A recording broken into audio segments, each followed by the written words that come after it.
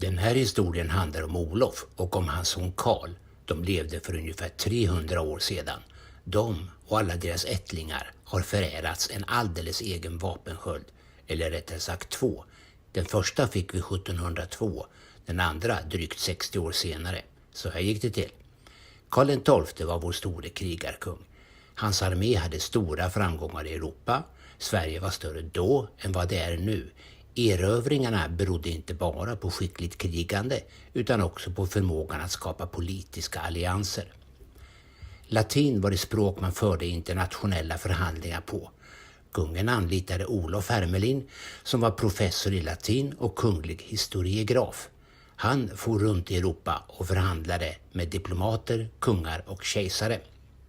Det där gjorde Olof så bra att kung Karl adlade honom när de befann sig i Olisnitja. Olof tilldelades den lägsta rangens adel, så kallad knapadel eller lågadel. Den rangen har en tornerhjälm i sin vapensköld, till skillnad mot friherrar som har 2 och grevar som har 3 hjälmar. När en person adlas så åligger det honom att ha fram ett så kallat sköldebrev. Det var en ganska kostsam men juridiskt viktig historia. Där återfinns kungens argument för adlandet, hans namnteckning och en beskrivning av vapenskölden, en så kallad blasonering. Originalet i vapenskölden är alltså en skriftlig instruktion. Det är en förklaring till varför det finns så många olika bilder av vapnet. En hermelin kan ju ritas på många olika sätt. Så låt oss ta en titt på den allra först målade vapenskölden. I centrum syns själva hjärtvapnet och med lite fantasi kan det tolkas som en hermelin. De 3 herminerna ovanför är symbol för hermelinsvansar som dyra pälsverk tillverkas av. Ovanpå riddarhjälmen kan man se en häst som stegrar sig. Det föreställer en hermelin. Olof var mest på resande fot och hade inte så mycket tid att umgås med sin familj. Trots det han skaffa 7 barn med sin första fru Helena Bremsköld och 4 barn med sin andra fru Margareta Åkerhielm. Hon förde med sig 2 barn från ett tidigare äktenskap. Hela familjen blev med dagens mått förvisso en stor men helt normal blandfamilj. Att styvbarnen blev en viktig del av familjen styrks av att även de fick bära adelstiteln. Margareta förtjänar alla släktingars särskilda uppskattning då hon på vintern 1707 under besvärliga omständigheter for ned till Polen med häst och vagn för att träffa sin make Olof. Han var i full färd med att kriga mot ryssarna. Det var ett lyckosamt möte för Margareta återvände till Sverige, närmare bestämt till sina föräldrars bostad på Drottninggatan i Stockholm och födde sonen Karl några månader senare. Av Olofs alla barn blev Karl den enda som förde den hermelinska ätten vidare. Tänk om hon inte hade gjort den där resan.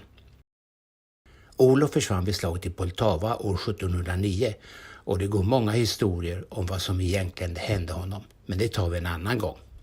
Karl förlorar alltså sin pappa vid 2 års ålder. Han kom att engagera sig politiskt under den tid kung Adolf Fredrik regerade. På den tiden fanns ett riksråd som bestod av 23 personer. Det var ett sätt för riksdagen att utöva kontroll över den svage kungens beslut. Sverige brottades då med svåra partistrider mellan hattar och mössor. Karl tillhörde mösspartiet och utsågs till ett av dessa 23 riksråd. Karl var känd som en rättskaffens man och gjorde så bra ifrån sig att han 1766 uppgraderades från lågadel till friherre.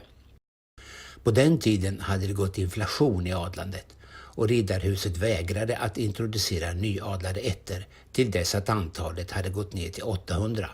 Det dröjde bara 10 år. Under den tiden hann kung Adolf Fredrik avlida och Gustav III var nu svensk regent och det var han som lät utfärda friherrebrevet. Det var ganska vanligt att Gustav III hade synpunkter på hur vapensköldarna utformades, men i vårt fall signerade kungen den utan anmärkning. Så här såg den allra första versionen ut av vapenskölden som ritades av riksheraldiken Carl von Schönfeldt och approberades av kungen. Idag använder släkten den version av släktvapnet som konstnären Sven Sköld gjorde 1948. Målningen innehåller grundläggande fel, men det återkommer vi till senare. I centrum av släktvapnet finns den så kallade hjärtskölden. Den visar inte helt oväntat en hermelin krönt av 3 herminer. I fältet till vänster visas lite mer personliga sidor. Där finns 2 kanonkulor som symboliserar kriget. Det är pappa Olof som Karl hänvisar till. Karl själv var aldrig involverad i något krig. Den herminsbrämade röda rådshatten och den blå biljetten är typiska riksrådsattribut.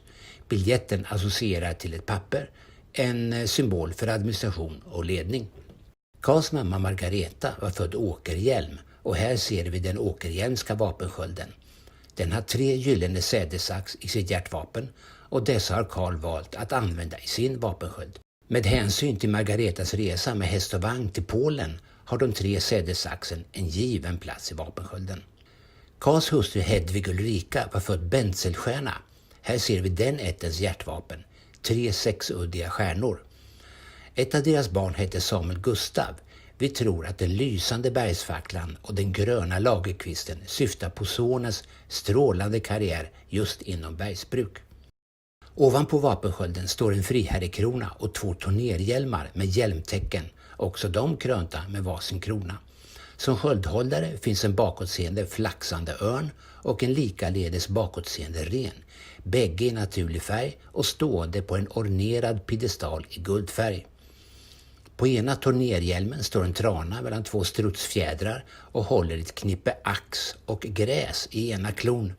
Tranan kan symbolisera vaksamhet medan axknippet härrör från den åkerhielmska vapenskölden. Ur den andra tornerhjälmen stiger en hermelin i silver upp mellan 2 vingar i blått och guld. När släktföreningen tog fram den nya versionen av släktvapnet ansåg de att tranan och hermelinen skulle vara vända mot varandra. Ska man följa blasoneringen ska det vara så här istället.